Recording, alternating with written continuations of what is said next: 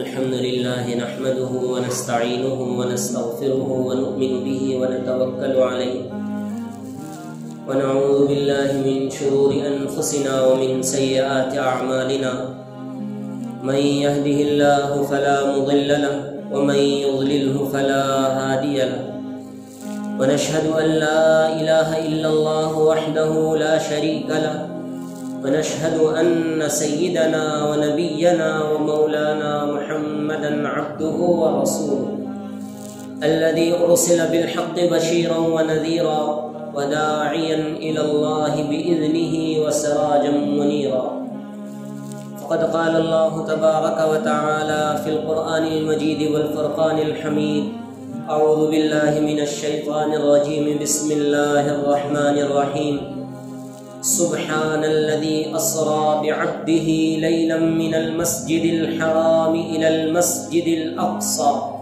الذي باركنا حوله لنريه من آياتنا إنه هو السميع البصير وقال الله تبارك وتعالى في مقام آخر والنجم إذا هوى ما ضل صاحبكم وما غوى وما ينطق عن الهوى إن هو إلا وحي يوحى علمه شديد القوى ذو مرة فاستوى وهو بالأفق الأعلى ثم دنا فتدلى فكان قاب قوسين أو أدنى فأوحى إلى عبده ما أوحى ما كذب الفؤاد ما رأى أفتمارونه على ما يرى ولقد رآه نزلة أخرى عند سدرة المنتهى عندها جنة المأوى إذ يغشى السدرة ما يغشى ما زاغ البصر وما طغى لقد رأى من آيات ربه الكبرى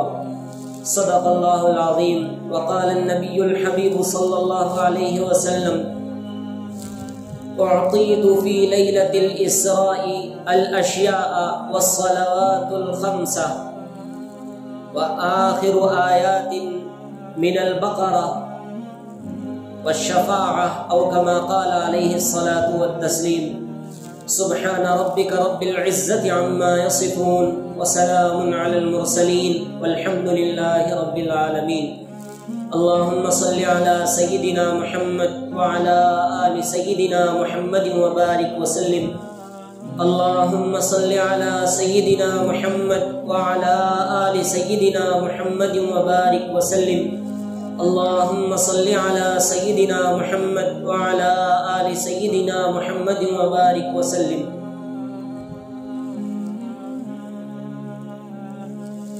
بزرگان محترم، حاضرین دین، نوجوانان ملت اور میرے دینی و ایمانی بھائیوں، السلام علیکم ورحمۃ اللہ وبرکاتہ۔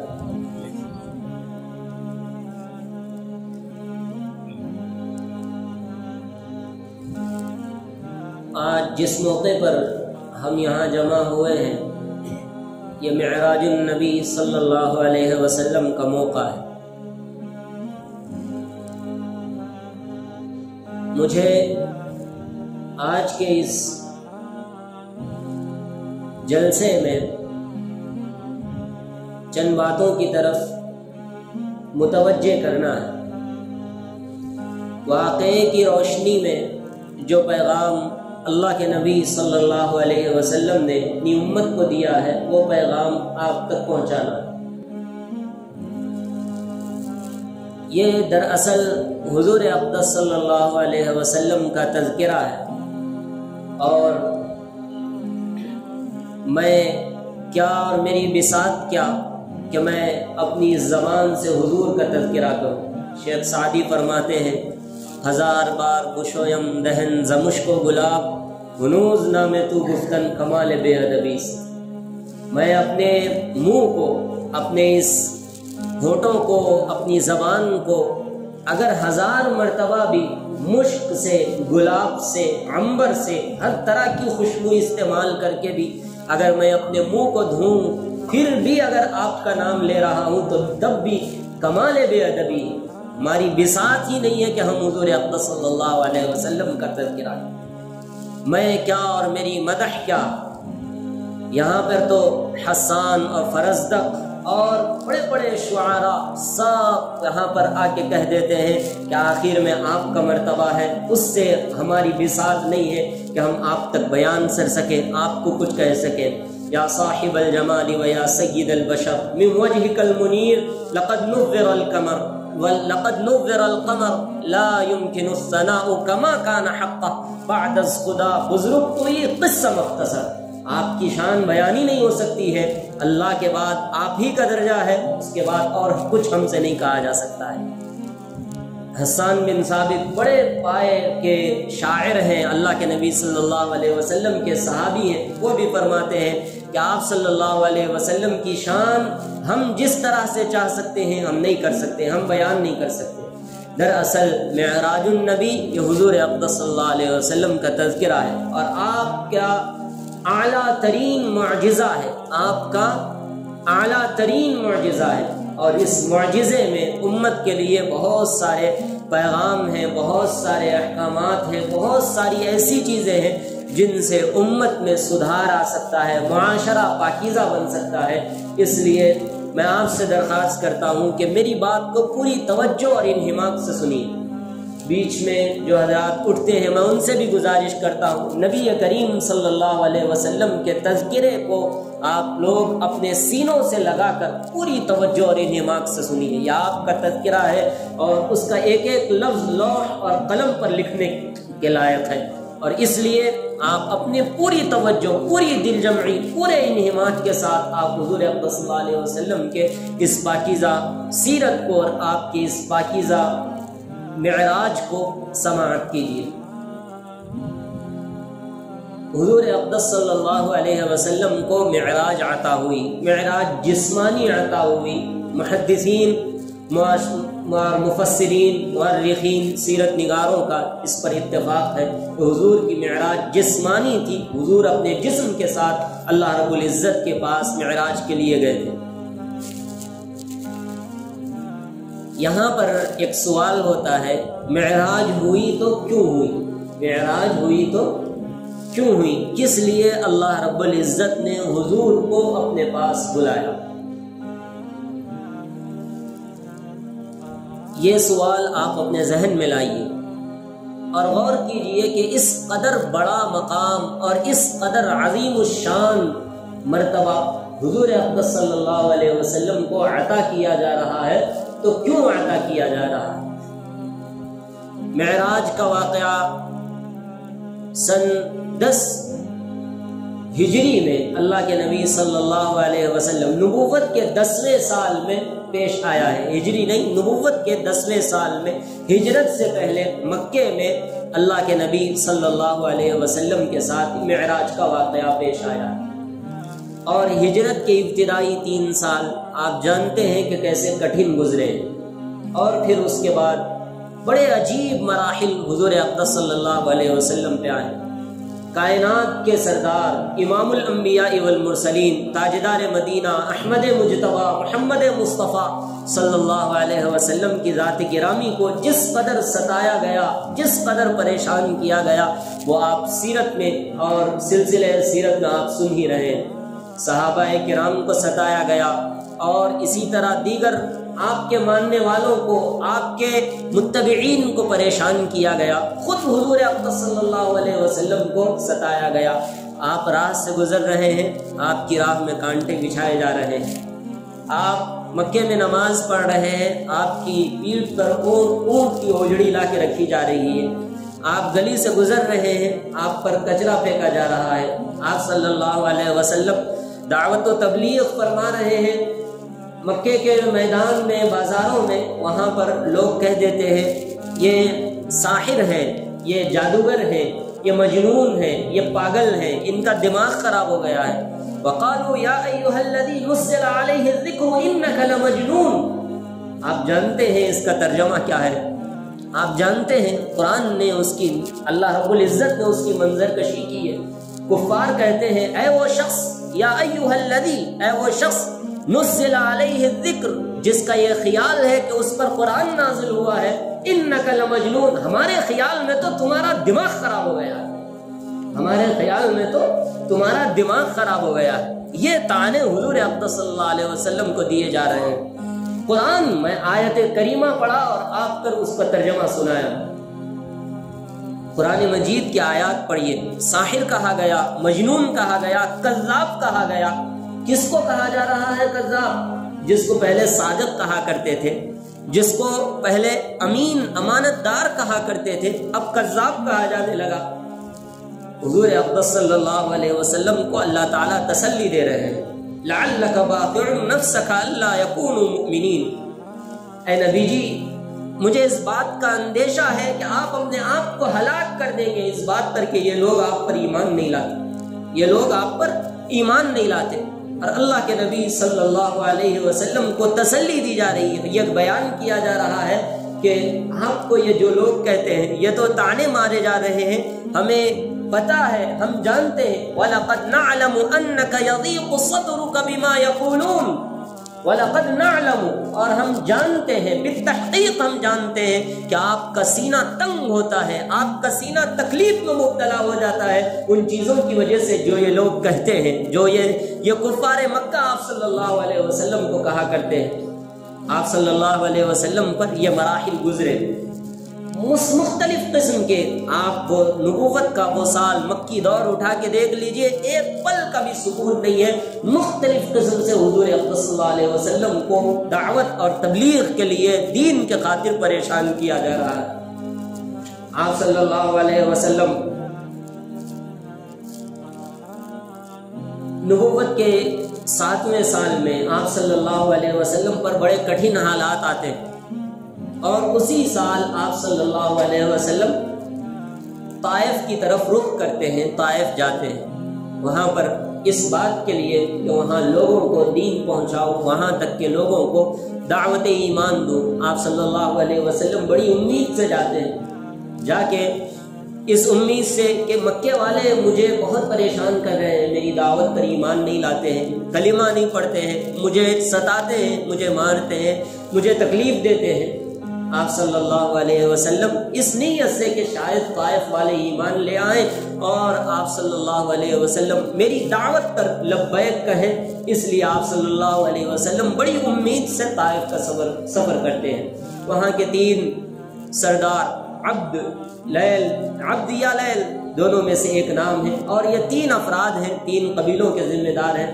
آپ صلی اللہ علیہ وسلم ان کے سامنے توحید کی دعوت پیش کرتے ہیں، کہتے ہیں قولوا لا الہ الا اللہ تفلحوا، کہو کہ اللہ ایک ہے، تم کامیاب ہو جاؤ گے، تم فلاح پا جاؤ گے۔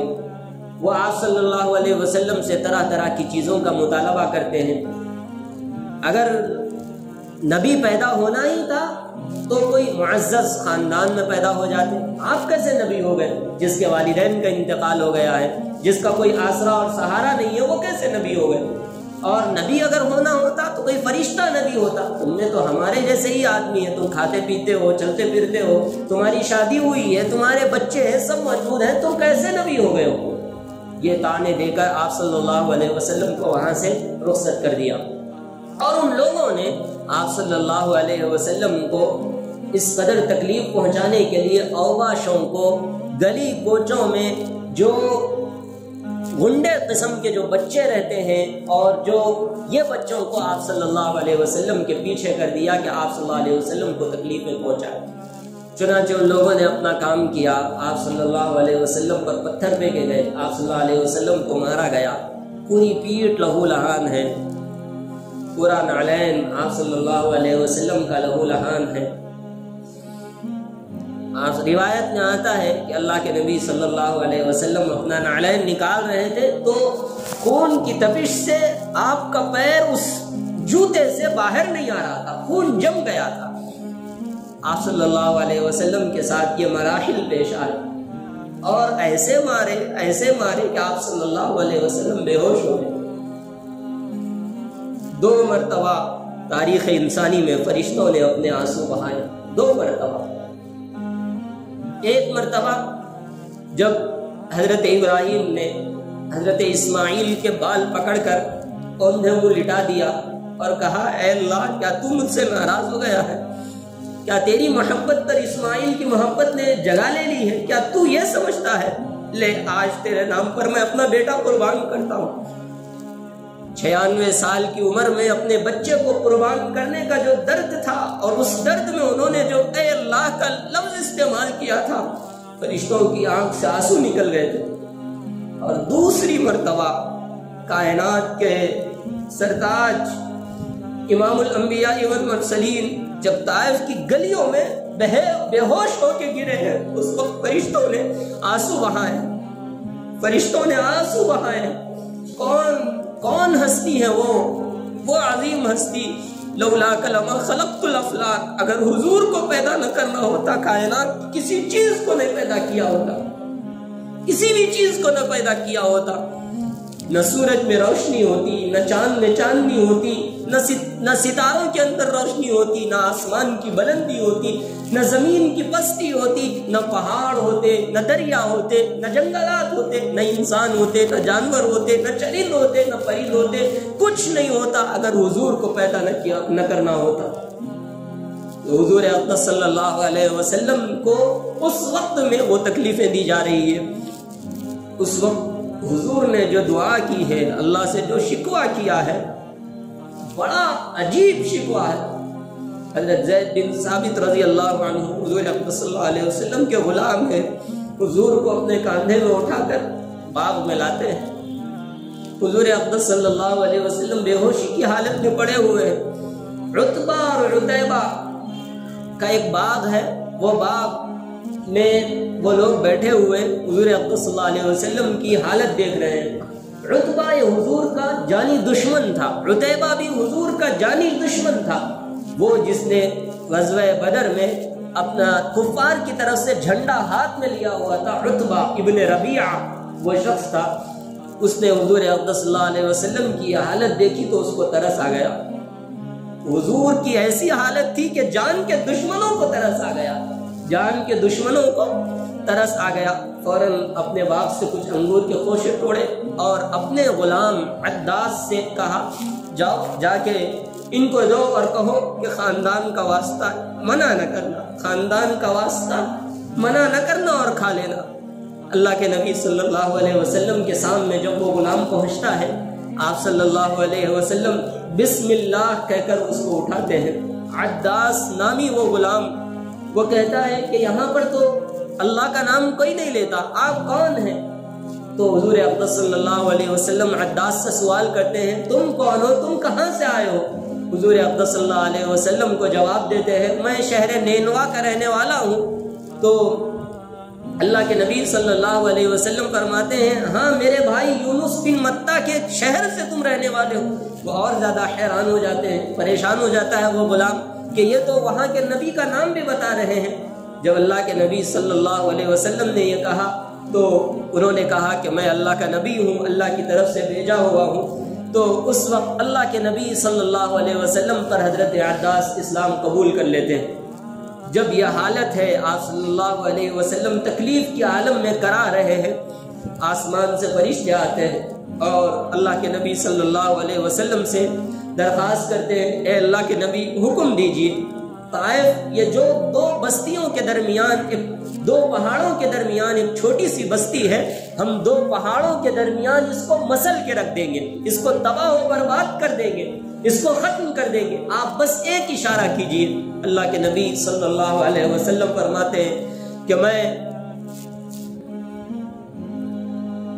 رحمت للعالمین بنا کر مبعوث کیا گیا ہوں، میں لوگوں کے لیے زحمت بنا کر مبعوث نہیں کیا گیا، میں رحمت للعالمین بنا کر مبعوث کیا گیا، میں پوری کائنات کے لیے رحمت ہوں۔ یہ اگر اسلام نہیں قبول کریں گے ہو سکتا ہے ان کی نسل اسلام قبول کر لے۔ میں آپ کو تاریخ کی حقیقت بیان کروں، اللہ کے نبی صلی اللہ علیہ وسلم کی اس جملے میں اتنا درد تھا کہ آج پورے ہند و پاک میں، ہندوستان اور پاکستان میں جتنا اسلام نظر آ رہا ہے وہ قبیلہ بنو ثقیف طائف کے قبیلوں کا اور وہاں کے صحابہ کرام کا ان کا اثر ہے۔ تاریخ اس بات میں بتاتی ہے کہ بنو ثقیف کے دو صحابہ کرام نے حضرت امیر معاویہ رضی اللہ عنہ کے دور میں ہندوستان کو اپنی محنت کا مرکز بنایا تھا اور یہاں پر انہوں نے اسلام کی محنت کی تھی۔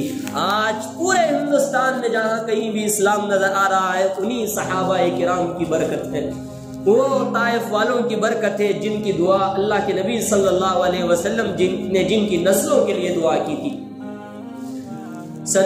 یہ نبوت کے 7ویں سال میں طائف کا واقعہ ہوا، نبوت کے 8ویں اور 9ویں سال میں پھر اور پریشانیاں ہوئیں، پھر 10ویں سال میں شریک حیات حضرت خدیجۃ الکبریٰ رضی اللہ عنہا کا وصال ہوا۔ اسی سال حضرت خواجہ ابو طالب کا انتقال ہوا، پھر اس میں آپ صلی اللہ علیہ وسلم کو اور تکلیفیں دی گئی، یہی ماجرا چل رہا ہے۔ اور پھر ایک دن حضور اقدس صلی اللہ علیہ وسلم کے قتل کی سازش کی، آپ صلی اللہ علیہ وسلم بہت ستایا تھا اس دن کفار مکہ نے۔ آپ صلی اللہ علیہ وسلم وہاں سے اٹھ کے حضرت علی کے مکان ام ہانی کے مکان پر پہنچ کر وہاں پر جا کر آرام کیا۔ آپ صلی اللہ علیہ وسلم وہاں پر آرام کر رہے ہیں اور وہاں پر آرام کرتے ہوئے حضرت جبریل دستک دے رہے ہیں۔ یہاں پر میرے اس سوال کا جواب تھا جو پہلے میں نے آپ سے کیا کہ معراج کا واقعہ کیوں پیش آیا۔ یہ دراصل ان قربانیوں کا صلہ تھا جو آپ صلی اللہ علیہ وسلم سے لی گئی تھی، وہ قربانیاں جو حضور اقدس صلی اللہ علیہ وسلم نے اپنی امت کے لیے دی تھی۔ حضور اقدس صلی اللہ علیہ وسلم کی حدیث ہے، انی اوذیت فی اللہ ما لم یؤذ احد، مجھے اللہ کے دین کے لیے جس قدر ستایا گیا ہے کسی کو بھی نہیں ستایا گیا، نہ کسی نبی کو، نہ کسی ولی کو، نہ کسی انسان کو۔ جس قدر مجھے ستایا گیا، مجھے پریشان کیا گیا، آپ صلی اللہ علیہ وسلم کو ان قربانیوں کا ثمرہ ملا کہ اللہ پاک نے آپ صلی اللہ علیہ وسلم کو معراج عطا فرمائی۔ حضرت جبریل حضور اقدس صلی اللہ علیہ وسلم کے دروازے پر دستک دے رہے ہیں، یا نبی اللہ۔ روایت میں آتا ہے کہ چھت پھٹتی ہے اور حضرت جبریل تشریف لاتے ہیں، آپ صلی اللہ علیہ وسلم کو اٹھاتے ہیں، وہاں سے اٹھا کر مکہ المکرمہ میں کعبے کے اطراف میں حتیم کا جو حصہ ہے وہاں لاتے ہیں۔ حضور اقدس صلی اللہ علیہ وسلم کو حتیم کے حصے میں لاتے ہیں۔ کعبے کے اطراف میں بالکل جو جگہ ہے، جو دائرہ بنا ہوا ہے، اس کو حتیم کہا جاتا ہے۔ وہ اصل میں کعبے کے اندر ہی تھا۔ جب قریش نے تعمیر کی، اس وقت میں ان کی حلال رقم ختم ہو گئی تو وہاں پر انہوں نے وہاں پر تعمیر کو روک دیا اور وہیں پر سے تعمیر کا آغاز کر دیا، وہیں پر دیوار کھڑا کر دی۔ حرام کا 1 روپیہ اس کعبے کی تعمیر میں انہوں نے نہیں لگایا۔ جاہلیت کے زمانے میں بھی حرام کا 1 روپیہ انہوں نے اس میں نہیں لگایا۔ حتیم کی وہ جگہ ہے، اللہ نے مصلحت کے لیے اس امت کو شرف بخشا ہے کہ آج اگر کوئی آسانی سے کعبہ کے اندر جا کے نماز پڑھنا چاہتا ہے تو وہ حتیم میں جائے اور نماز ادا کر لے۔ حتیم کعبے کے اندر کا حصہ ہے، اگر کوئی نماز ادا کرنا چاہتا ہے کعبے کے اندر تو حتیم میں جائے اور نماز ادا کر لے۔ اللہ نے اس امت کو شرف عطا فرمایا۔ حتیم میں حضور اقدس صلی اللہ علیہ وسلم کو لٹایا گیا۔ آپ صلی اللہ علیہ وسلم کا قلب اطہر کو حضرت جبریل نے چاک کیا، آپ صلی اللہ علیہ وسلم کے قلب اطہر کو پھاڑا۔ یہ شق صدر کا دوسری مرتبہ واقعہ پیش آ رہا ہے۔ پہلی مرتبہ جب دائی حلیمہ کے پاس حضور اقدس صلی اللہ علیہ وسلم موجود تھے، وہاں پر شق صدر ہوا تھا۔ دوسری مرتبہ اللہ کے نبی صلی اللہ علیہ وسلم کو معراج سے پہلے شق صدر کا واقعہ پیش آ رہا ہے۔ آپ صلی اللہ علیہ وسلم کے قلب اطہر کو پھاڑا گیا، آپ کا دل نکالا گیا، آب زمزم سے اس کو دھویا گیا اور پھر نور اس دل میں بھر دیا گیا۔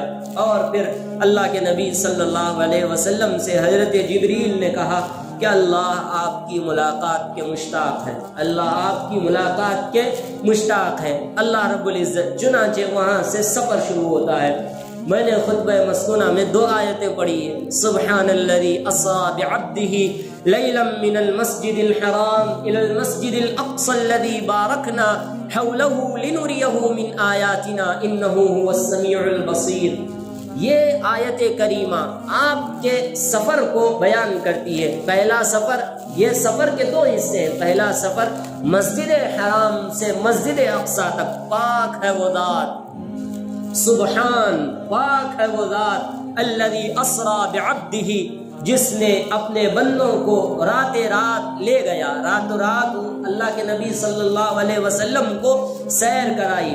بعبدہ اپنے بندے کو لیلاً من المسجد الحرام مسجد حرام سے الی المسجد الاقصی مسجد اقصی تک بیت المقدس تک حضور اقدس صلی اللہ علیہ وسلم کو سیر کرائی گئی. آپ صلی اللہ علیہ وسلم مسجد اقصی پر پہنچنے کے لیے حتیم میں آپ کا قلب اطہر چاک کیا گیا اور پھر آپ صلی اللہ علیہ وسلم پر کے لیے براق نامی ایک سواری لائی گئی. براق نامی ایک سواری لائی گئی. حضور اقدس صلی اللہ علیہ وسلم اس پر سوار ہوئے تو وہ بڑکنے لگا. حضرت جبریل کہنے لگے کہ تو کیوں بڑکتا ہے؟ تو جانتا نہیں ہے کہ تجھ پر کون سوار ہے؟ آج وہ سوار تجھ پر سواری کر رہے ہیں کہ ان سے عظیم ہستی اس کائنات میں پیدا نہیں ہوئی. ان سے عظیم ہستی اس کائنات میں پیدا نہیں ہوئی. وہ سہم گیا اور حضور اقدس صلی اللہ علیہ وسلم کی سفر کے لیے وہ تیار ہو گیا. پھر آپ صلی اللہ علیہ وسلم نے اس براق پر بیٹھ کر مسجد حرام سے مسجد اقصی تک کا سفر کیا. وہاں پر حضور اقدس صلی اللہ علیہ وسلم نے وہاں پر رکے اور وہاں کے دروازے پر آپ صلی اللہ علیہ وسلم نے اس براق کو باندھا. روایت میں آتا ہے کہ آپ صلی اللہ علیہ وسلم نے اس کو باندھا. محدثین اس کی تشریح کرتے ہیں، محدثین بیان کرتے ہیں کہ حضور کا بطور خاص تذکرہ ہے کہ اس کو باندھا. اللہ کی ذات پہ بھروسہ کرتے ہوئے یہ پیغام اس سے دیتے ہیں کہ آپ جب بھی کوئی کام کریے آپ اپنی طرف سے اپنا پورا کام کیجئے، اللہ کی ذات پہ مکمل بھروسہ رکھیے لیکن اپنے حصے کا بھی پورا کام کر دیجئے. اللہ کے نبی صلی اللہ علیہ وسلم اس براق کو اگر چھوڑ دیتے تو کیا وہ چلا جاتا؟ وہ سواری جو اللہ کے نبی کے لیے لائی گئی تھی کیا وہ واپس چلی جاتی؟ نہیں. امت کو یہ پیغام دینا تھا، بتانا تھا کہ میں اللہ پر سب سے زیادہ بھروسہ کرنے والا ہوں، میں سب سے زیادہ توکل کرنے والا ہوں، لیکن جب اپنے کام کی باری آتی ہے میں اپنا کام پورا کر کے رکھتا ہوں. یہ امت کو پیغام دینا تھا کہ جب بھی آپ اپنا کوئی کام کریں تو اس کو اپنی پوری سنجیدگی کے ساتھ اس کام کو مکمل کریں، پھر اس کے بعد اللہ پہ بھروسہ کریں. اللہ کے اوپر بھروسے کا یہ مطلب نہیں ہے کہ آپ کمانا چھوڑ دیں، آپ پر آسمان سے رزق آئے گا، ایسی بات نہیں. آپ محنت کی روزی کمائیں اور پھر اللہ پہ بھروسہ کریں. یہ اللہ کے نبی صلی اللہ علیہ وسلم کے اس واقعے سے سبق ملتا ہے. وہاں پر بہت سے افراد وہاں پر موجود تھے. حضرت جبریل حضور کا ہاتھ پکڑ کے آگے بڑھا دیتے ہیں. آپ صلی اللہ علیہ وسلم مسجد اقصی میں بیت المقدس میں 2 رکعت نفل نماز ادا کرتے ہیں اور جماعت کے ساتھ نماز ادا ہوتی ہے. اور نماز ادا ہونے کے بعد حضرت جبریل حضور اقدس صلی اللہ علیہ وسلم سے فرماتے ہیں یہ جو جتنے پیچھے آپ کے مقتدی ہیں یہ سب انبیاء کرام کی جماعت ہے، یہ سب انبیاء کرام کی جماعت ہے. اللہ نے آپ کو امام الانبیاء والمرسلین بنایا ہے. اللہ نے آپ کو امام الانبیاء والمرسلین بنایا ہے. تمام انبیاء کے امام آپ کو بنایا گیا، تمام رسولوں کے امام آپ کو بنایا گیا. تمام پوری کائنات کی، پوری انسانیت کے، کیا جن، کیا انس، کیا ملک، کیا ساری کی ساری انسانیت اور ساری کی ساری دنیا کے اندر بلکہ عالم کائنات میں جتنی چیزیں ہیں سب چیزوں کا امام حضور اقدس صلی اللہ علیہ وسلم کو بنایا.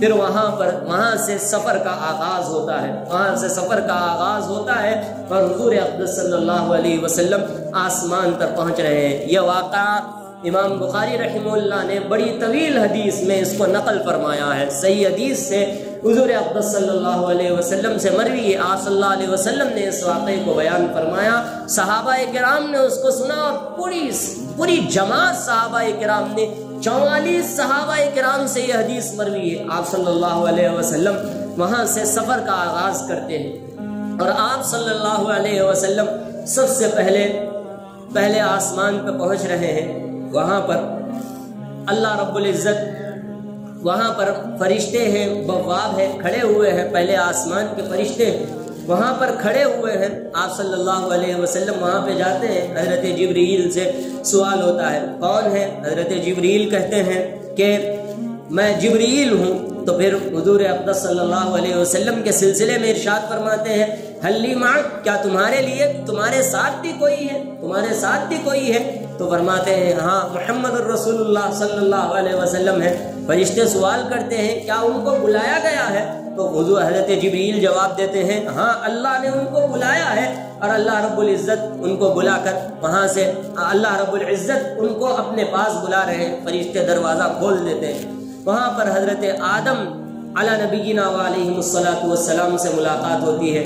وہ کہتے ہیں مرحبا بالنبی الصالح والابن الصالح، مرحبا بالنبی الصالح والابن الصالح، مبارک ہو آپ کا آنا اے نبی صالح، اے مبارک، اے پاکیزہ نبی، اے نیک نبی اور اے نیک بیٹے، آپ کا آنا مبارک ہو، آپ کا آنا خوش آمدید ہو، آپ کو ویلکم کیا جاتا ہے۔ آپ صلی اللہ علیہ وسلم کا وہاں پر استقبال ہوتا ہے۔ آپ صلی اللہ علیہ وسلم وہاں سے آگے بڑھتے ہیں، آگے بڑھنے کے بعد دوسرے آسمان، تیسرے آسمان، چوتھے آسمان، پانچویں آسمان، چھٹے آسمان، پھر ساتویں آسمان پہ پہنچتے ہیں۔ مختلف انبیاء سے ملاقات ہو رہی ہے، حضرت یوسف سے، حضرت یونس سے، حضرت موسیٰ سے، حضرت عیسیٰ سے، حضرت ادریس سے، اور ساتویں آسمان پر حضرت ابراہیم خلیل اللہ علی نبینا وعلیہ الصلاۃ والسلام سے ملاقات ہو رہی ہے۔ سب یہ کہتے ہیں مرحبا بالنبی الصالح کہ نئے نبی، ایک نیک نبی، آپ کو خوش آمدید ہو، آپ کا آنا مبارک ہو، آپ یہاں پر تشریف لا رہے ہیں۔ اور پھر جب آپ ساتویں آسمان پہ پہنچتے ہیں، وہاں ایک سفید داڑھی سے اور سفید کپڑوں میں ملبوس ایک شخص سدرۃ المنتہا، بیت المعمور جو ایک کعبہ ہے، جو ساتویں آسمانوں پر ہے، جس طرح زمین کا ایک کعبہ ہے بیت اللہ، اسی طرح ساتوں آسمان پر ایک بیت المعمور ہے۔ اس کے بارے میں روایت میں آیا ہے کہ 70,000 فرشتے ہر روز اس کا طواف کرتے ہیں، 70,000 فرشتے ہر روز اس کا طواف کرتے ہیں۔ جو ایک مرتبہ اس کا طواف کر لیا، قیامت تک پھر دوبارہ اس کی باری نہیں آتی، قیامت تک اس کی باری نہیں آتی۔ اس کو بیت المعمور کو ایک سفید شخص، سفید لباس میں ملبوس، سفید داڑھی میں ملبوس وہاں پہ بیٹھے ہوئے ہیں۔ اللہ کے نبی صلی اللہ علیہ وسلم وہاں جا کے سلام کرتے ہیں، وہ جواب دیتے ہیں اور اٹھ کر ملاقات کرتے ہیں۔ آپ صلی اللہ علیہ وسلم کا پیشانی کا بوسہ لیتے ہیں اور کہتے ہیں مرحبا بالنبی الصالح والابن الصالح، مبارک ہو، خوش آمدید ہو اے نبی صالح اور اے مبارک نبی اور اے نیک بیٹے، آپ کا آنا مبارک ہو۔ یہ حضرت ابراہیم علی نبینا وعلیہ الصلاۃ والسلام ہے۔ ساتوں آسمان پہ آ رہے ہیں، 6 آسمان گزر چکے ہیں، ہر آسمان پر مختلف انبیاء سے ملاقات ہو رہی ہے اور ہر نبی آپ صلی اللہ علیہ وسلم کا استقبال کر رہے ہیں۔ 7ویں آسمان پر حضرت ابراہیم ٹیک لگائے بیٹھے ہوئے ہیں، آپ صلی اللہ علیہ وسلم ان کے پاس جا کر سلام کرتے ہیں۔ یہ اس بات کی علامت ہے کہ آپ صلی اللہ علیہ وسلم کے جد امجد حضرت ابراہیم ہے، آپ کے جد امجد حضرت ابراہیم ہے۔ یہاں امت کو حضور نے پیغام دیا ہے، بیٹا چاہے کتنا ہی مقام اور مرتبے کو پہنچ جائے، لیکن والد کا مقام اپنی جگہ ہے۔ آپ صلی اللہ علیہ وسلم کا مقام بے شک حضرت ابراہیم سے بڑا ہوا ہے، تمام انبیاء سے بڑا ہوا ہے، لیکن امت کو یہ پیغام دینا تھا، بیٹا چاہے جتنا بڑا ہو جائے، باپ کے سامنے جب جائے تو اپنی انا کو جھکا دے، اپنے مقام کو جھکا دے، اپنے ادب کو تسلیم کرے اور ادب کے ساتھ اس کے سامنے جائے اور سلام کرے۔ آج دنیا والوں کا معاملہ اس کے برعکس نظر آتا ہے۔ آج کچھ پیسہ ہمارے ہاتھ آتا ہے، کچھ جائیداد ہمارے پاس آتی ہے، ہم اپنے ماں باپ کو بھول جاتے ہیں، ہم اپنے اعزاء و اقارب کو بھول جاتے ہیں، ہم اپنے آبا و اجداد کو بھول جاتے ہیں۔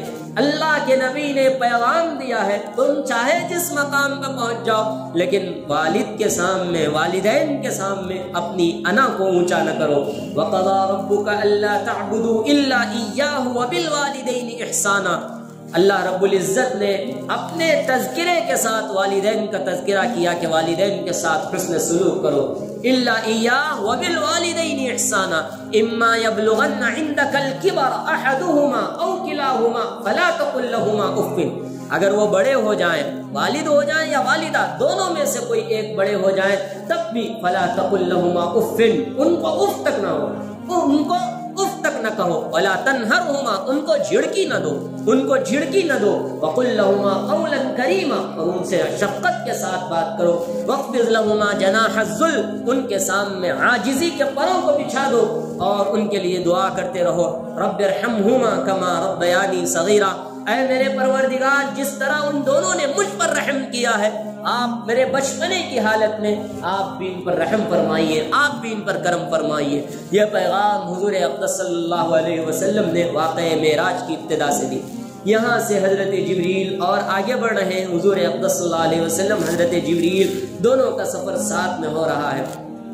آگے جا کر سدرۃ المنتہا تک پہنچتے ہیں۔ حضرت جبریل کہتے ہیں اے اللہ کے نبی بارڈر آ گیا ہے، اب یہاں سے ہم آگے نہیں جا سکتے، اب ہم آگے جائیں گے ہمارے سارے کے سارے پر جل جائیں گے، اللہ کی تجلیات، اللہ کے جو انوارات ہیں ہمارے اندر وہ برداشت کرنے کی قابلیت اور صلاحیت نہیں ہے، اب یہاں سے آپ کا تنہا سفر شروع ہوتا ہے۔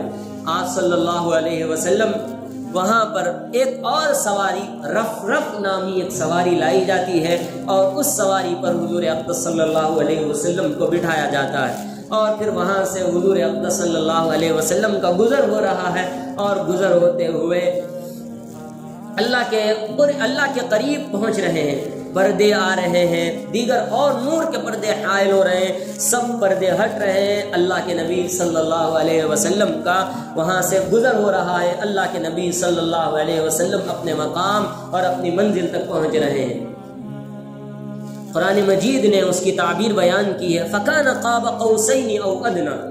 آپ صلی اللہ علیہ وسلم بالآخر اللہ رب العزت کے بالکل روبرو اللہ رب العزت کے سامنے حاضر ہو جاتے ہیں۔ اللہ کے نبی صلی اللہ علیہ وسلم اللہ رب العزت کے سامنے حاضر ہو کر پوری عاجزی کے ساتھ، انکساری کے ساتھ پڑھتے ہیں التحیات للہ والصلوات والطیبات۔ ہم جو التحیات نماز میں پڑھتے ہیں، یہ التحیات کہاں سے ملی ہے؟ یہ واقع معراج سے امت کو عطا ہوئی ہے۔ التحیات میری تمام جانی عبادتیں، والصلوات اور میری تمام مالی عبادتیں، والطیبات اور میری تمام بدنی عبادتیں للہ اللہ آپ کے لیے۔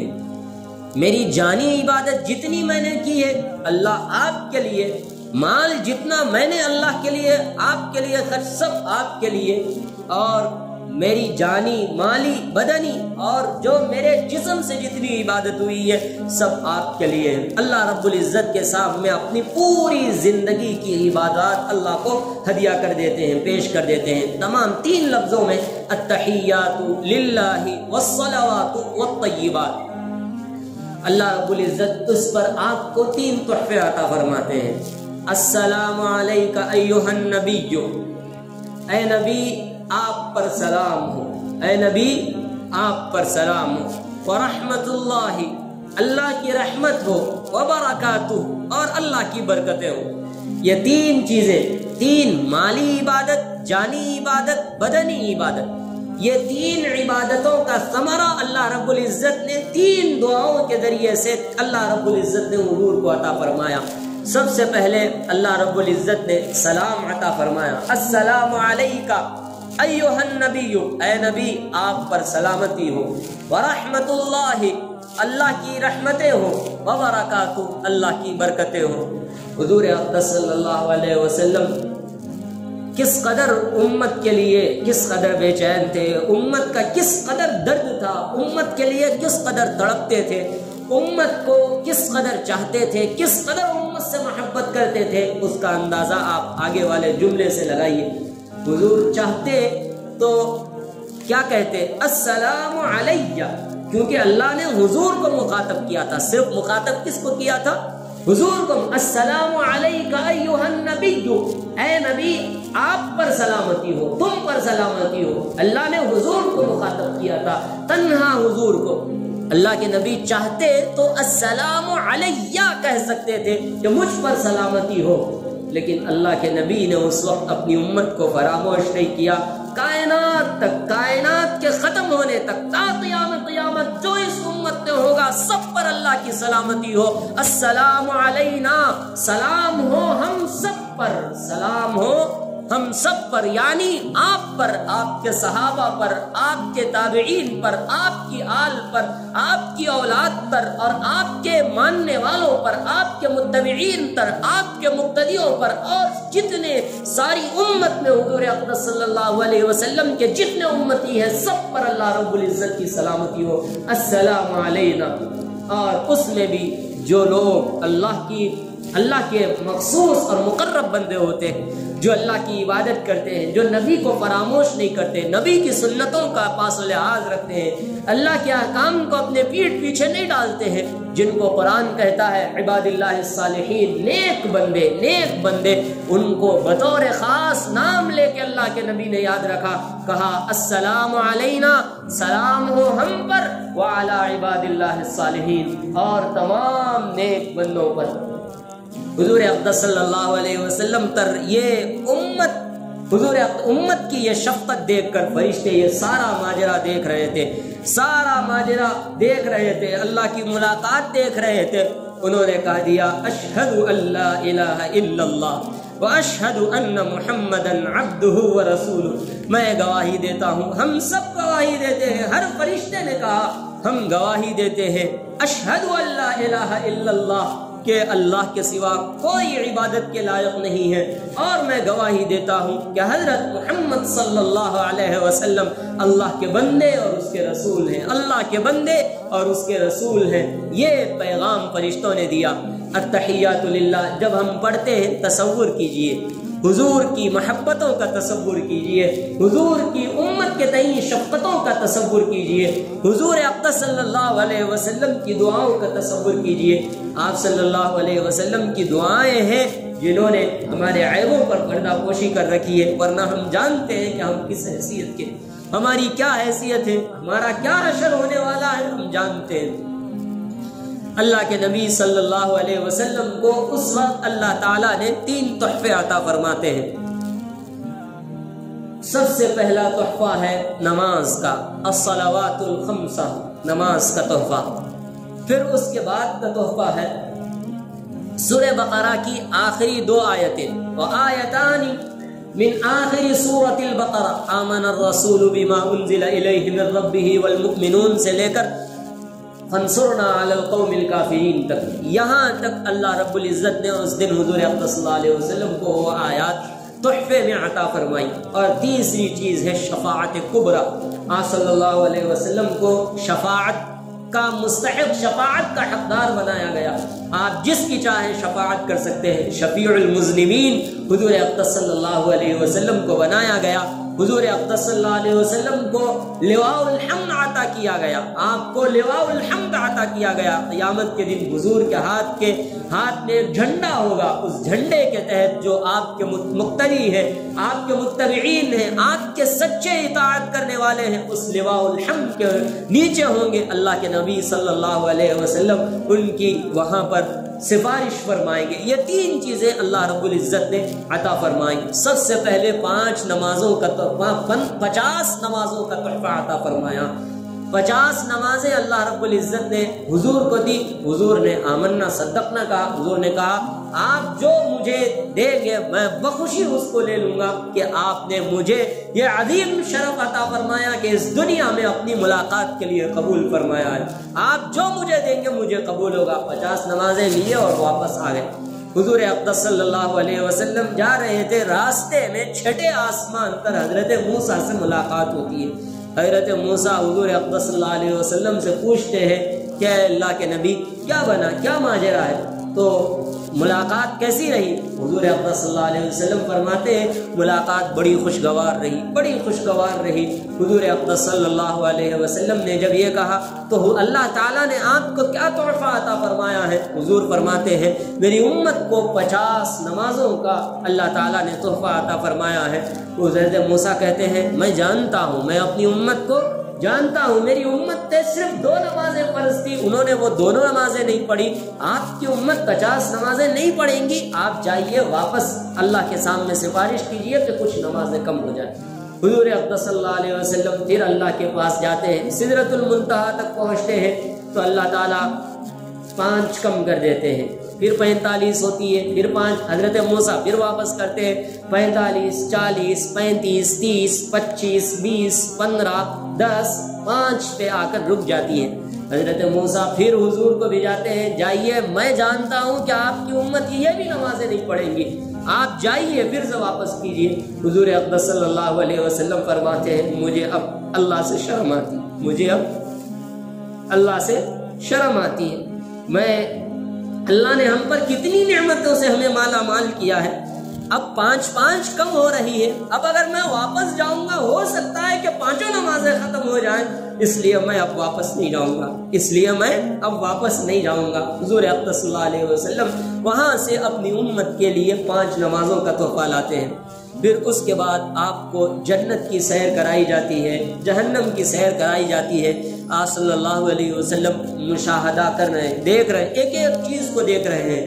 وہاں پر آپ صلی اللہ علیہ وسلم نے دیکھا کہ کسی کی زبان بہت زیادہ لمبی ہو گئی ہے اور بڑی قینچی سے اس کی زبان کو کاٹا جا رہا ہے، اس کی زبان کو کاٹا جا رہا ہے اور وہ درد سے، شدت سے، تکلیف سے کراہ رہا ہے۔ اللہ کے نبی نے حضرت جبریل سے پوچھا یہ کون لوگ ہیں؟ فرمایا یہ جھوٹ بولنے والے، جھوٹی گواہی دینے والے اور بے عمل واعظ ہیں، بے عمل خطیب ہیں، بے عمل واعظ ہیں، جو لوگوں کو بات تو پہنچاتے ہیں لیکن خود عمل نہیں کرتے، اور جو امت میں تفرقہ ڈالتے ہیں، جو امت کو جوڑنے کے بجائے توڑنے کا کام کرتے ہیں، جو کلمے کی بنیاد پر متحد کرنے کے بجائے فرقہ واریت میں امت کو تقسیم کرتے ہیں، ان کو اللہ رب العزت نے فرمایا ان لوگوں کا حشر ہوگا کہ ان کو زبانوں کو قیامت کے دن اللہ پاک بڑی قینچی سے ان کی زبانوں کو کاٹیں گے اور وہ درد سے، شدت سے کراہ رہے ہوں گے۔ اللہ کے نبی صلی اللہ علیہ وسلم آگے بڑھ رہے ہیں، وہاں دیکھ رہے ہیں کہ ایک مردار پڑا ہوا ہے اور وہ مردار سے کچھ لوگ پاکیزہ اور حلال گوشت چھوڑ کر اس مردار کا گوشت بڑے شوق سے کھا رہے ہیں۔ اللہ کے نبی صلی اللہ علیہ وسلم پوچھتے ہیں یہ کون ہے؟ حضرت جبریل کہتے ہیں یہ غیبت کرنے والے ہیں، یہ ایک دوسرے کی غیبت کرنے والے ہیں۔ یا ایھا الذین آمنوا اجتنبوا کثیرا من الظن ان بعض الظن اثم ولا تجسسوا ولا یغتب بعضکم بعضا، کہ تم ایک دوسرے کی غیبت نہ کرو۔ ایحب احدکم ان یاکل لحم اخیہ میتا فکرہتموہ، کیا تم یہ بات پسند کرتے ہو کہ اپنے مرے ہوئے مردار بھائی کا گوشت کھاؤ؟ مرے ہوئے مردار بھائی کا گوشت کھانا پسند کرتے ہو؟ نہیں نا۔ غیبت کرنا دراصل اپنے مرے ہوئے مردار بھائی کے گوشت کھانے کے معنی میں۔ دور نبوت میں 2 عورتیں اللہ کے نبی صلی اللہ علیہ وسلم کے سامنے سے گزری۔ آپ صلی اللہ علیہ وسلم نے ان سے کہا ان کے منہ سے مجھے مردار کھانے کی بو آتی ہے۔ صحابہ کرام نے پوچھا کہ ہم نے تحقیق کی، ہمیں پتہ چلا کہ ایسی کوئی بات نہیں ہے، لیکن جب حضور اقدس صلی اللہ علیہ وسلم نے ان سے پوچھا کیا تم نے غیبت کی تھی کسی کی، تو اللہ کے نبی صلی اللہ علیہ وسلم کو ان لوگوں نے جواب دیا کہ ہاں ہم نے غیبت کی تھی۔ آج معاشرہ کس قدر عام ہے، جھوٹ عام، دھوکہ دہی عام اور جھوٹی گواہی عام۔ چند پیسے دے دو کچھ بھی بولنے کے لیے تیار، کچھ بھی بولنے کے لیے تیار۔ یہاں ایمان بکتے ہیں، یہاں فرمان بکتے ہیں، یہاں فقیر بکتے ہیں، یہاں امیر بکتے ہیں، یہاں سب بکتے ہیں۔ ذرا تم دام بدلو، یہاں ایمان بکتے ہیں، سب بکتے ہیں، صرف چند کوڑیوں کی خاطر۔ جھوٹ، جھوٹی گواہی اور اسی طرح سے غیبت معاشرے کو کھا چکی ہے دیمک کی طرح، اور ایسی غیبت کرتے ہیں بڑے عام، مسجدوں میں بیٹھ کے غیبت کرتے ہیں، محفلوں میں بیٹھ کے غیبت کرتے ہیں، اور ایسی جس کی ہمیں کوئی تصور بھی نہیں ہوتا اور ہمیں اندازہ بھی نہیں ہوتا کس قدر جرم عظیم ہے۔ اللہ کے نبی صلی اللہ علیہ وسلم کی ایک اور حدیث ہے الغیبۃ اشد من الزنا، غیبت جو ہے وہ زنا سے زیادہ خطرناک ہے، زنا سے زیادہ خطرناک ترین گناہ ہے، اور ہم بڑی آسانی سے زبان کے اس گناہ میں مبتلا ہیں اور ہر آئے دن ایک دوسرے کی غیبت کرتے ہیں اور اپنے اعمال برباد کرتے ہیں۔ اللہ کے نبی صلی اللہ علیہ وسلم اور آگے بڑھے، اور آگے بڑھنے کے بعد وہاں دیکھ رہے ہیں کہ کچھ لوگ ہیں جن کے پیٹ گنبد نما ہے. گنبد گھر جتنا ہوتا ہے ان کا پیٹ اتنا ہے، گنبد کے مانند ہے، اور اس میں سانپ ہے، بچھو ہے، ان کے پیٹ میں چل رہے ہیں اور وہ درد کی شدت سے کرا رہے ہیں. اللہ کے نبی صلی اللہ علیہ وسلم سے پوچھا گیا، اے اللہ کے نبی یہ کون؟ یہ ہے حضرت جبریل سے حضور نے پوچھا، اے جبریل یہ کون ہے؟ تو اللہ کے نبی صلی اللہ علیہ وسلم نے فرمایا یہ سود کھانے والے ہیں، یہ سود کھانے والے ہیں. ذرا تصور کیجئے میں سود کے بارے میں آپ لوگوں سے کیا کہوں. یا ایھا الذین آمنوا اتقوا اللہ وذروا ما بقی من الربا ان کنتم مؤمنین. اے ایمان والو اللہ سے ڈرو اور سود کو چھوڑو. اے ایمان والو اتقوا اللہ اتقوا اللہ اتقوا اللہ، اللہ سے ڈرو. وذروا ما بقی من الربا ان کنتم مؤمنین. مومن ہے تو سود کو چھوڑو، مومن ہے تو سود کو چھوڑو، ایمان والے ہیں تو سود کو چھوڑو، نبی کو ماننے والے ہیں تو سود کو چھوڑو، اللہ کو ماننے والے ہیں تو سود کو چھوڑو. اللہ رب العزت قرآن میں فرما رہے ہیں فَإِن لَمْ تَفْعَلُوا، نہیں چھوڑتے سود کو، فَأْذَنُوا بِحَرْبٍ مِّنَ اللَّهِ وَرَسُولِهِ، اللہ اور اس کے رسول سے جنگ کے لیے تیار ہو جاؤ. اللہ اور اس کے رسول سے جنگ کے لیے تیار ہو جاؤ. پورا کا پورا معاشرہ بڑی آسانی سے سود میں مبتلا ہے، بڑی آسانی سے انٹرسٹ کے نام پر، بینک سے لون کے نام پر، دیگر اور چیزوں کے نام پر اور بہت ساری چیزوں کے نام پر پوری کی پوری قوم آج بڑی آسانی سے سود میں مبتلا ہو چکی ہے. خدا کے واسطے سود کو نہ کھائیے، سود سے اپنے معاشرے کو پاک کیجیے. سود نسلوں کو اجاڑ دیتا ہے، دین ایمان کا خاتمہ کر دیتا ہے، آپ کی زندگی کو تباہ کر دیتا ہے، آپ کی نسلوں کو بے ایمان بنا دیتا ہے، اولاد کو نافرمان کر دیتا ہے، قرآن کی حیثیت کو دل سے مٹا دیتا ہے، نبی کی عظمت کو دل سے ختم کر دیتا ہے، مسجدوں کی حرمت کو ختم کر دیتا ہے، شعائر کی تعظیم کا خاتمہ کر دیتا ہے. یہ ساری چیزیں ہوتی ہیں سود کے کھانے کی وجہ سے. اور آج میں سمجھتا ہوں 95% آج مسلمان سود میں مبتلا ہو چکے ہیں.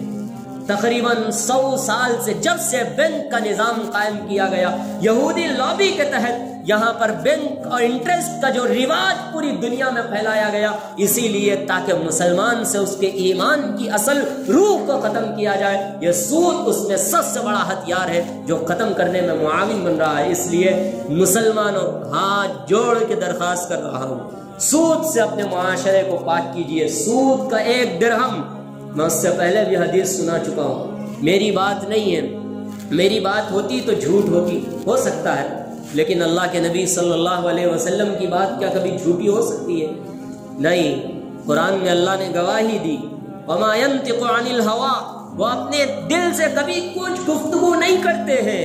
إِنْ هُوَ إِلَّا وَحْيٌ يُوحَىٰ، بلکہ وہ تو وہی بات کہتے ہیں جن کی ان کو وحی کی جاتی ہے.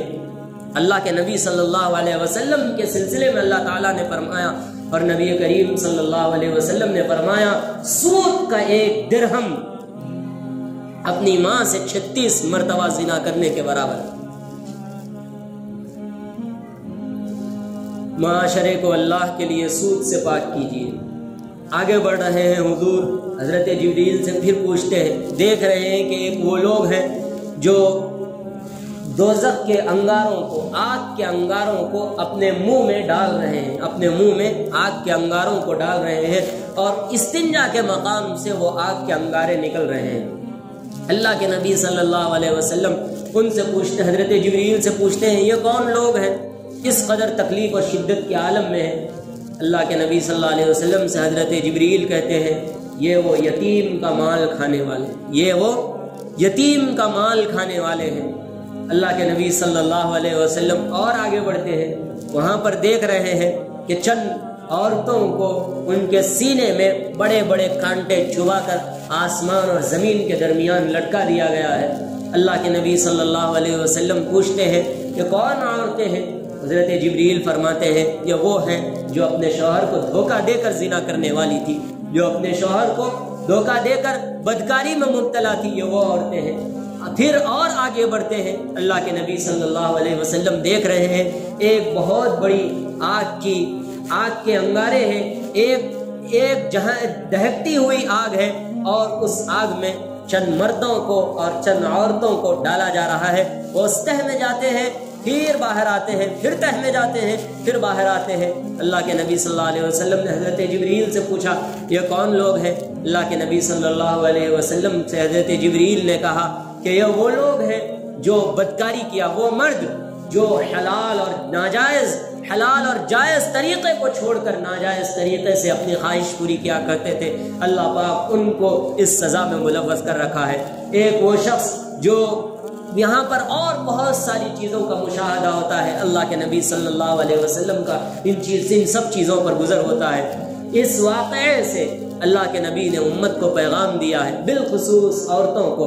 اللہ کے نبی صلی اللہ علیہ وسلم بے پردہ گھومنے والی عورتیں، ہن کاسیات عاریات ممیلات مائلات، اللہ کے نبی صلی اللہ علیہ وسلم نے ان عورتوں کی تشریح کی، فرمایا کہ وہ میں نے جہنم میں سب سے زیادہ عورتوں کو دیکھا ہے، میں نے جہنم میں سب سے زیادہ عورتوں کو دیکھا ہے، وہ عورتیں جو لباس پہن کر بھی ننگی رہتی ہیں، لباس پہن کر کی بھی ننگی رہتی ہیں۔ آج ہم دیکھیں، ذرا غور کریں کس طرح سے بے حیائی معاشرے میں عام ہو رہی ہے۔ ہم غیروں کا کیا شکوہ کریں، ہمارے گھر کے اندر برائی پائی جا رہی ہے، ہمارے گھروں میں ہماری بچیوں کا لباس کیسا ہے، کیا ہمارے گھروں میں برقعے کی پابندی ہوتی ہے؟ کہتے ہیں تو یہ دقیانوسی خیالات ہے، آپ پرانی باتیں نہ کیجئے۔ کیا اللہ کا قرآن کبھی پرانا ہو سکتا ہے؟ کیا اللہ کا قانون کبھی پرانا ہو سکتا ہے؟ اللہ نے جب حکم نازل کیا ہے تو پھر ہم اس حکم کو ماننے سے کیوں انکار کر رہے ہیں، کیوں تعویلات کرتے ہیں؟ اس لیے اپنے معاشرے کو، ہم مسلمان ہیں، ہم ایمان والے ہیں، کم از کم اس کی تو لاج رکھ لیجئے کہ ہم دین پر، ایمان پر باقی کیسے رہیں اور اللہ کے نبی صلی اللہ علیہ وسلم کی تعلیمات پر عمل کیسے کریں۔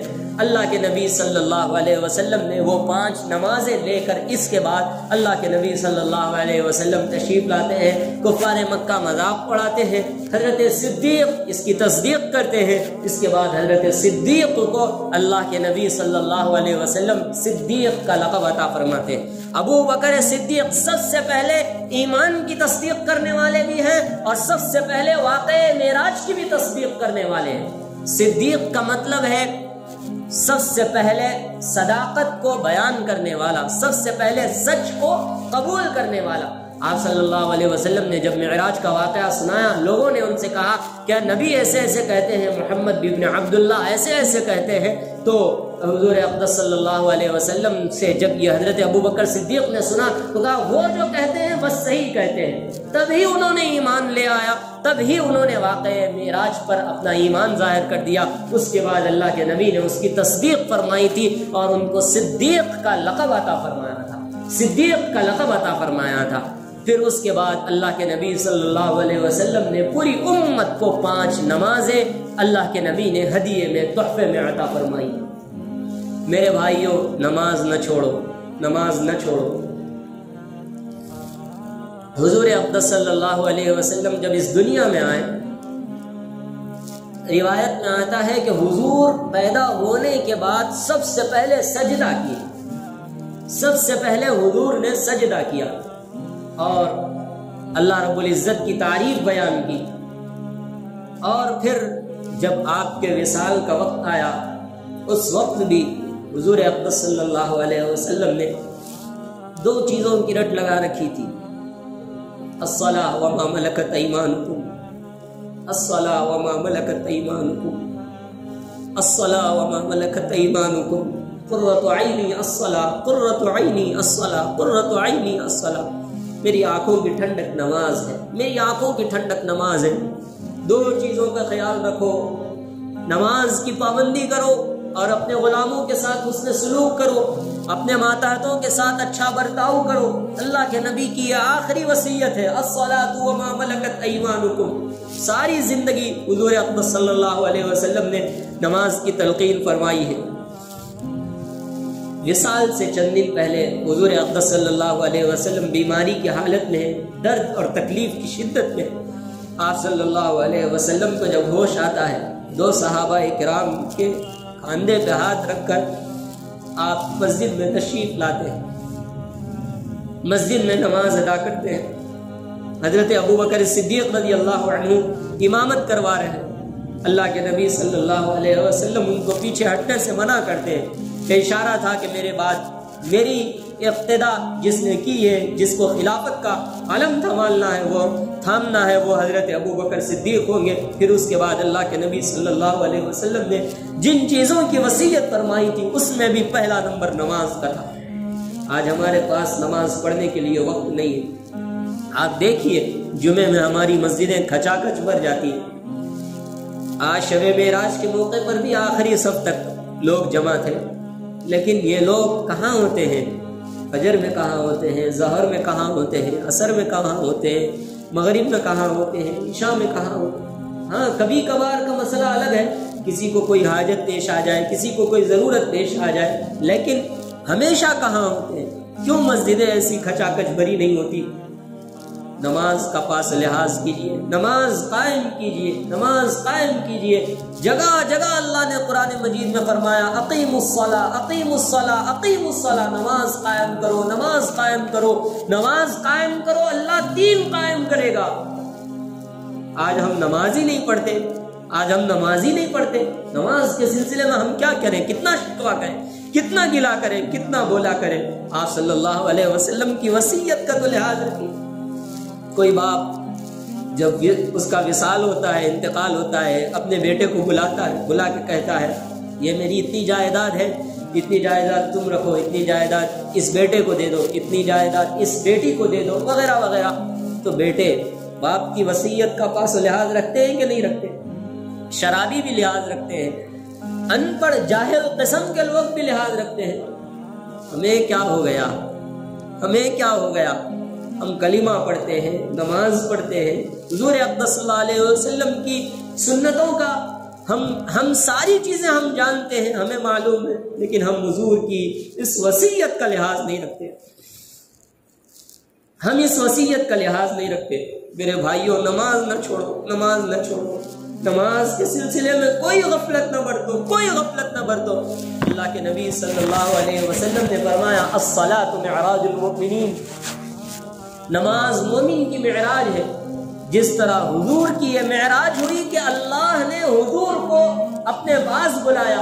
مومن اگر اللہ کو پانا چاہتا ہے تو وہ نماز کے ذریعے سے پا سکتا ہے. سجدہ کرو میرے قریب ہو، سجدہ کرو میرے قریب ہو، سجدہ کرو میرے قریب ہو. اللہ کا قرب پانا چاہتے ہیں، معراج کے اصل اور حقیقی لطف کو پانا چاہتے ہیں. اللہ کے نبی نے اپنی امت کو بھی معراج عطا فرمائی ہے. معراج صرف حضور کے لیے، معراج ایک حقیقی جو حضور کے لیے خاص تھی، لیکن ایک معراج جو اس امت کو اللہ کے نبی نے عطا فرمائی وہ نماز بھی ہے. الصلاۃ معراج المومنین. حضور کا جملہ ہے، حضور کی حدیث ہے کہ نماز مومن کی معراج ہے. جب انسان سجدہ کرتا ہے اپنے مالک کے قریب ہو جاتا ہے، اپنے خالق تک پہنچ جاتا ہے. اس لیے نماز کے سلسلے میں کوتاہی نہ کریے. واقعہ معراج سنانے کا اور یہ تفصیل سے بیان کرنے کا مقصد ہی یہی ہے ہماری زندگی میں دین آ جائے. حضور نے دین کے لیے جو مشقتیں، جو تکلیفیں برداشت کی ہیں، ان تکلیفوں کا ہمیں احساس ہو کر ہم بھی کچھ دین کے قائم کرنے، دین کو نافذ کرنے، اپنے کردار کو پاکیزہ کرنے، اپنے عمل کو پاکیزہ کرنے کا اپنے اندر کچھ جذبہ لائے. یہ معراج کے اندر پیغام دیا جاتا ہے. اس لیے آج کے دن میرے بھائیوں عہد کیجئے کہ ہم حضور کی سنتوں کو پورا کریں گے. ہم نماز کی پابندی کریں گے، ہم غیبت سے اپنے معاشرے کو پاک کریں گے، ہم انتشار سے بچیں گے، ہم آپس میں متحد ہوں گے. کلمے کی بنیاد پر، لا الہ الا اللہ محمد الرسول اللہ کی بنیاد پر ہم مومن سمجھیں گے. مومن سمجھ کر اس کے ساتھ محبت سے پیش آئیں گے. اپنے عورتوں کو اپنی ماں اور بہنوں کے ساتھ حسن سلوک کریں گے. یتیم کا مال نہ کھائیں گے. اپنی تجارت کو پاکیزہ بنائیں گے. جھوٹ سے، دھوکہ دہی سے، سود کی رقموں سے اپنی تجارت کو پاکیزہ بنائیں گے. اور بالخصوص نماز کی پابندی کریں گے. اگر یہ چیزیں آپ کریں گے تو پھر اللہ کے نبی کو جو دوسرا تحفہ اللہ تعالیٰ نے عطا کیا ہے شفاعت کبریٰ، اللہ پاک آپ کو اس کا مستحق بنائیں گے. اللہ پاک قیامت کے دن حضور کی شفاعت عطا فرمائیں گے، حضور کی شفاعت عطا فرمائیں گے. ہم میں سے کسی کو بھی اپنے اعمال کا بھروسہ نہیں ہے. میں وہ اس دن کی منظر کشی کر کے بس اپنی بات کو ختم کرتا ہوں. ایک انسان پریشان تکلیف کی عالم میں نامہ اعمال حشر کے میدان میں اللہ رب العزت کے پاس پہنچ رہا ہے. اس کے نامہ اعمال میں کچھ نہیں ہے، وہ بڑی پریشانی کے عالم میں ہے کہ اب میرا حساب ہونے والا ہے اور مجھے نام اعمال تولے جانے والے ہیں، اور وہاں پر یہ ہونے والا ہے رائے کے دانے کے برابر بھی نیکی کی ہوگی وہاں دیکھ لیں گے، رائے کے دانے کے برابر بھی گناہ کیا ہوگا وہاں دیکھ لیں گے۔ ہمارا ایمان ہے کہ مرنا ہے، مرنے کے بعد اٹھنا ہے۔ آمنت باللہ وملائکتہ وکتبہ ورسلہ والیوم الآخر والقدر خیرہ وشرہ من اللہ تعالی والبعث بعد الموت، موت کے بعد دوبارہ زندگی پر ہمارا ایمان ہے، اور وہاں ہوگا فمن یعمل مثقال ذرۃ خیرا یرہ، رائے کے دانے کے برابر بھی اگر کوئی نیکی کرے گا وہاں دیکھ لے گا، ومن یعمل مثقال ذرۃ شرا یرہ، رائے کے دانے کے برابر بھی اگر کوئی برائی کرے گا وہاں دیکھ لے گا۔ ووضع الکتاب، نام اعمال رکھے جائیں گے، فطر المجرمین، مشفقین اس کو دیکھیں گے، مجرمین اس کو دیکھیں گے، جرم کرنے والے گناہگار اس کو دیکھیں گے، مشفقین مما فی، جو کچھ اس میں لکھا گیا ہے اس کو دیکھ کر ڈر رہے ہوں گے، ویقولون، اور کہیں گے یا ویلتنا ما لہذا الکتاب، یا ویلتنا ما لہذا الکتاب، ہائے ہائے ہماری اس کتاب کو کیا ہو گیا، لا یغادر صغیرۃ ولا کبیرۃ الا احصاها، نہ اس میں کوئی نہ چھوٹی نیکی چھوٹی ہے نہ کوئی بڑی نیکی چھوٹی ہے، نہ کوئی چھوٹا گناہ چھوٹا ہے نہ کوئی بڑا گناہ چھوٹا ہے، ہر چیز اس میں موجود ہے۔ ووجدوا ما عملوا حاضرا، جو کچھ وہاں پر اس نے کیا ہوگا وہاں پائے گا۔ ولا یظلم ربک احدا، اور آپ کا پروردگار کسی پر ظلم نہیں کرے گا۔ یہ سب چیزیں اس کے سامنے آئیں گی۔ اور اما من اوتی کتابہ بیمینی فیقول ہاؤم اقرؤوا کتابیہ، نام اعمال جس کو دائیں ہاتھ میں دیا جائے گا وہ کہے گا ہاؤم ہاؤم، آؤ آؤ دیکھو، اقرؤوا کتابیہ، میرا نام اعمال پڑھو، میرا نام اعمال پڑھو، سب کو دکھاتا پھرے گا۔ جس طرح بچے اپنا رزلٹ خوش ہونے کے بعد اپنے والدین کو دکھاتے ہیں، چچا کو دکھاتے ہیں، ماما کو دکھاتے ہیں، پورے خاندان والوں کو دکھاتے ہیں، نام اعمال لے کر مومن بندہ جس کے دائیں ہاتھ میں نام اعمال دیا جائے گا وہ اپنے سر پہ رکھ کے پورے حشر کے میدان میں چکر لگائے گا، کہے گا ہاؤم، آؤ آؤ آؤ آؤ آؤ اقرؤوا کتابیہ، میرا نام اعمال پڑھو، انی ظننت انی ملاق حسابیہ، میں تو سمجھ رہا تھا تو میرا حساب ہونے والا ہے۔ فہو فی عیشۃ راضیہ، جس کا نام اعمال اس کے داہنے ہاتھ میں دیا جائے گا، فہو فی عیشۃ راضیہ، وہ آرام دہ جنت میں ہوگا، فی جنت عالیہ قطوفها دانیہ، جس میں پھل ہوں گے، اللہ اس سے کہیں گے کلوا واشربوا ہنیئا بما اسلفتم فی الایام الخالیہ، کھاؤ پیو مزے کرو عیش کرو، جس نے دنیا میں شراب نہیں پی ہوگی میں جنت کی شراب پلاؤں گا، جس نے دنیا میں مرد سونا نہیں پہنا ہوگا میں جنت میں سونے کے کنگن پہناؤں گا، جس دنیا میں ناجائز اور حرام طریقے سے اپنی خواہش کو پورا نہیں کیا ہوگا میں نے اس کے لیے جہنم میں 70,000 حوریں تیار کی ہوئی ہے، اور وہ حوریں اس کا استقبال کریں گی۔ اللہ رب العزت کہیں گے کھاؤ پیو مزے کرو ان اعمال کے بدلے جو تم نے دنیا میں کیے تھے۔ یہاں تک تو جنت کا منظر تھا، لیکن اب وَأَمَّا مَنْ أُوتِيَ كِتَابَهُ بِشِمَالِهِ، جس کا نام اعمال اس کے دائیں ہاتھ میں دیا جائے گا، فیقول، وہ کہے گا یا لیتنی لم اوت کتابیہ، کاش مجھے میرا نام اعمال نہ ملتا، کاش مجھے میرا نام اعمال نہ دیا جاتا، ولم ادری ما حسابیہ، میں نہیں جانتا کہ میرا حساب کیا ہے، یا لیتہا کانت القاضیہ۔ قرآن کی آیات پڑھتے ہیں رونگٹے کھڑے ہو جاتے ہیں، وہ کہے گا کاش موت مجھے ختم کر دی ہوتی، پھر سے دوبارہ پیدا نہ کیا ہوتا، یا لیتہا کانت القاضیہ، ما اغنا عنی مالیہ، میرا مال میرے کام نہ آیا۔ مال کے پیچھے بھاگنے والوں قیامت کے دن یہ جملہ آپ خود بولو گے، ما اغنا عنی مالیہ، میرا مال میرے ہاتھ نہ آیا، ہلک عنی سلطانی، میرا جاہ و جلال ختم ہو گیا۔ اللہ رب العزت جب یہ کہہ رہا ہوگا فرشتوں کو حکم دیں گے خذو، پکڑو اسے، فغلو، جکڑ دو اس کو، باندھ دو زنجیروں سے، ثم الجحیم صلو، پھر اسے جہنم کی طرف گھسیٹ کر لے جاؤ، ثم فی سلسلۃ ذرعها 70 ذراعا فاسلکوہ، پھر ایک ایسی زنجیر میں جس کے جو 70,000 گز لمبی اور چوڑی ہوگی اس کو باندھ کر، ثم فی سلسلۃ ذرعها 70 ذراعا فاسلکوہ انہ کان لا یؤمن باللہ العظیم، یہ مجھ پر ایمان نہیں لاتا تھا، ایمان تو لاتا تھا لیکن میرے احکام پر عمل نہیں کرتا تھا، ولا يحض على طعام المسكين، یتیم کو مسکین کو کھانا نہیں کھلاتا تھا. فلیس له اليوم هاهنا حمیم، آج کے دن اس کے پاس حمیم ہوگا، ایک کڑوا جہنم کا پھل ہوگا، کچھ نہیں ہوگا. ولا طعام الا من غسلین، غسلین اس کو دیا جائے گا، جہنم کے پھلوں کے نام ہے. لا یاکلہ الا الخاطئون، صرف خطا کرنے والے اس کو کھائیں گے. یہ سارا تصور اس کے سامنے گھوم رہا ہوگا اور وہ ایک بندہ حشر میں چکر لگا رہا ہے. اسی نفسا نفسی کے عالم میں دوست کو دیکھے گا. دوست قرآن مجید نے ہر چیز کی عکاسی کی ہے. قرآن پڑھیے، قرآن کھولیے، زندگی میں ایک مرتبہ تو قرآن ترجمے کے ساتھ پڑھیے، ایک مرتبہ، صرف ایک مرتبہ تو پڑھیے. یہاں پہ بیٹھے ہوئے بڑے بزرگ حضرات ہیں، میں ان سے معذرت کے ساتھ کہوں گا، ادب کے دائرے میں رہ کے کہوں گا، آپ اپنی زندگی کے 50 سالوں کا جائزہ لیجئے، 60 سالوں کا جائزہ لیجئے، دیکھیے کیا کبھی آپ نے قرآن ایک مرتبہ بھی ترجمے سے پڑھا ہے؟ اگر پڑھا ہے تو بہت بہت مبارک، اگر نہیں پڑھا ہے تو وقت کے آنے سے پہلے پڑھیے، پڑھیے، اللہ کے لیے پڑھیے. قرآن میں ہر چیز موجود ہے. دوست کے پاس جائے گا، وَلَا يُسْأَلُ حَمِيمٌ حَمِيمًا، حمیم کہتے ہیں عربی میں جگری دوست کو، جس کے لیے سب کچھ قربان، سب کچھ قربان اس کے لیے، جو کرتا کر، میں کبھی تجھے ٹوکوں گا نہیں، روکوں گا نہیں، بولوں گا نہیں، تو جو چاہے کر، اسے کہتے ہیں حمیم. جو بچپن میں ہم کیا کرتے تھے، بعض جگہ پہ عہد کرتے تھے، کالجوں میں آج کے بھی دور میں ہوتا ہے کہ ہاتھ کاٹ کر خون ملا کر، یہ کہ ہم جگری دوست ہیں، ہمارا خون ملا ہوا ہے، اس طرح کے عہد کرتے ہیں. آج کل بھی کالج کے بچوں کے درمیان جو یہ قسم کے رواج پائے جاتے ہیں، وہ جو ہیں جن کا جگر ملا ہوا ہے ان کو کہا جاتا ہے حمیم.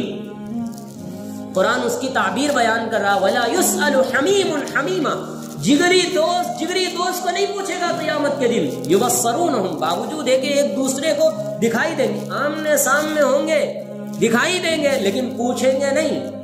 یود المجرم، مجرم تمنا کرے گا، لو یفتدی من عذاب یومئذ ببنی، آج مجھے چھوڑ دو اللہ، میرے بچے کو ڈال دو جہنم میں، مجھے چھوڑ دو. آج اولاد کو کوئی ترچھی نظر کر کے بھی دیکھے تو برداشت نہیں ہوتا، نظر ٹیڑھی کر کے ہمیں دیکھ لو ہم سہ لیں گے، لیکن میری اولاد کو دیکھو گے میں چھوڑوں گا نہیں. لیکن قیامت کے دن منظر بدل جائے گا، وہ کہے گا مجھے جان بخش دو، میری اولاد کو ڈالو جہنم میں. لو یفتدی من عذاب یومئذ ببنی، بنی کا لفظ استعمال ہوا ہے، وصاحبتہ، بیوی کو بھی ڈال دو جہنم میں. بیوی، شریک حیات، رفیق حیات، دکھ درد میں آپ کی ساتھی، ساجی، سب کچھ جس نے اپنی زندگی قربان کر دے گی، قیامت کے دن کہے گی میری بیوی کو بھی جہنم میں ڈال دو، وآخی، میرے بھائی کو ڈال دو جہنم میں، وفصیلتہ التی تؤوی، میرے پورے خاندان کو ڈال دو جہنم میں، جس میں میں پلا بڑا ہوں سب کو ڈال دو جہنم میں. اگر اس سے بھی کام نہیں چلتا، ان سب کو جہنم میں ڈال کے بھی میں جب جہنم سے نہیں بچتا ہوں، تو پھر وَمَن فِي الْأَرْضِ جَمِيعًا ثُمَّ يُنْجِي، روئے زمین پر جتنے مرد اور عورت پیدا ہوئے سب کو جہنم میں ڈالو، مجھے چھوڑ دو. یہ مجرم تمنا کرے گا. اللہ فرمائے گا کلا انہا لظی، ایسا ہرگز ہونے والا نہیں ہے. یہ وہاں پر ولا تزر وازرۃ وزر اخری، ایک کا بوجھ دوسرے پہ نہیں ڈالا جائے گا، جس کا عمل اس کے ساتھ رہے گا. یہ دنیا کے رشتے، دنیا کے جائیداد سب دنیا کے حد تک ہے. قیامت کے دن حشر کے اندر کوئی کسی کو پوچھنے والا نہیں ہے. یوم یفر المرء من اخی، آدمی اپنے بھائی سے بھاگے گا، وامہ وابی، اپنی ماں سے اپنے باپ سے بھاگے گا، سب سے اس دن بھاگیں گے. اس حالت میں سب سے پہلے حضرت آدم کے پاس آئیں گے امتی بھاگ کر. حضرت آدم کے پاس آ کر کہیں گے آپ ہماری سفارش کر دیجئے، آپ ہماری سفارش کر دیجئے. حشر کی سختی کا کیا عالم ہوگا ہم تصور نہیں کر سکتے. اس وقت حضرت آدم کہیں گے یا رب نفسی نفسی، اے میرے پروردگار مجھے بچا لیجیے. ایک جلیل القدر نبی ہے حضرت آدم، ایک جلیل القدر نبی ہے، ابو الانبیاء ہے، جد امجد ہے، پوری کائنات ابو البشر ہے، لیکن اس وقت کہیں گے یا رب نفسی نفسی. وہ وہاں سے مایوس ہو کر حضرت نوح کے پاس آئے گا. نوح نجی اللہ ہے، ان سے کہے گا، وہ بھی کہیں گے یا رب نفسی نفسی، آج تو مجھے بس میری جان کی پڑی. حضرت ابراہیم، حضرت اسماعیل، حضرت اسحاق، حضرت موسیٰ، حضرت عیسیٰ، حضرت یعقوب، حضرت یوسف، سب کے پاس گزر جائے گا۔ موسیٰ کلیم اللہ، عیسیٰ روح اللہ، یوسف اللہ، حضرت یوسف کی جو صفت ہے وہ بھی اللہ کے نبی صلی اللہ علیہ وسلم کے خاص مقرب بندوں میں سے، سب انبیاء کے پاس سے جائیں گے، لیکن کوئی وہاں پر اس کا ماوا و ملجا نہیں بنے گا، اس کی فریاد رسی کرنے والا نہیں بنے گا۔ پھر اس کے بعد سب انبیاء ایک نبی کی طرف اشارہ کریں گے۔ آج جس نبی کو شفاعت کبریٰ اللہ تعالیٰ نے عطا کی ہے وہ ہمارے اور آپ کے نبی احمد مجتبیٰ محمد مصطفیٰ صلی اللہ علیہ وسلم ہے۔ آپ ان کے پاس جائیے، وہ آپ کی مدد کریں گے۔ وہاں وہ پہنچتا ہے، اللہ کے نبی اس وقت بھی یہ رٹ لگا رہے ہوں گے، یا رب امتی امتی، اے میرے پروردگار میری امت کو معاف فرما، میری امت کو بخش دیجیے، میری امت کو بخش دیجیے، میری امت کو معاف فرما دیجیے۔ کون سی امت؟ جس نے سب کچھ بلا دیا، جس نے سب کچھ تباہ کر دیا، جس نے سنتوں کے جنازے نکالے۔ اللہ کے نبی کی دعائیں ہیں جن کی وجہ سے آج ہم اور آپ اس شکل میں بیٹھے ہوئے ہیں، ورنہ ہمارے کرتوت تو ایسے ہیں کہ پچھلی قوموں میں چہرے خنزیروں کے بنائے گئے، بندروں کے بنائے، وَكُونُوا قِرَدَةً خَاسِئِينَ، قرآن نے لفظ استعمال کیا کہ وہ بندر بن گئے، بنی اسرائیل کی قومیں بندر بنا دی گئی ہے نبی کی نافرمانی کی وجہ سے۔ اللہ کے نبی کی دعائیں ہیں جو اس امت کو اللہ تعالیٰ نے بچا رکھا ہے، اس لیے اس عظیم نبی کی قدر کیجیے، اس عظیم نبی سے سچی محبت کیجیے۔ سچی محبت یہی ہے کہ آپ ان کی اطاعت کیجیے، ان کے صبح شام کو اپنی زندگی کے صبح شام بنائیے، ان کے اقوال کو، ان کے اعمال کو، ان کے افعال کو اپنی زندگی میں جگہ دیجیے۔ یہ دراصل حضور اقدس صلی اللہ علیہ وسلم کی سیرت کا پیغام ہے، یہ اللہ کے نبی صلی اللہ علیہ وسلم کی حیات طیبہ کا دراصل واقعہ معراج کا بھی پیغام ہے۔ میں اس موقع پر پورے لوگوں سے عمومی طور پر اور خصوصی طور پر گزارش کروں گا کہ آج کے واقعے میں جن چیزوں کا سبق میں نے آپ کے سامنے دہرایا ہے، ان چیزوں کا عہد کیجئے کہ ہم انشاءاللہ اپنی زندگی میں اس پر عمل کریں گے۔ نماز کا ہم پابندی سے ہم نماز ادا کریں گے۔ فجر کی نماز کے سلسلے میں کوشش کریں۔ مومن اگر فجر کی نماز نہیں پڑھتا تو کیا مطلب ہے؟ کیا مطلب ہے ہم فجر کی نماز مسجد میں نہیں پڑھتے؟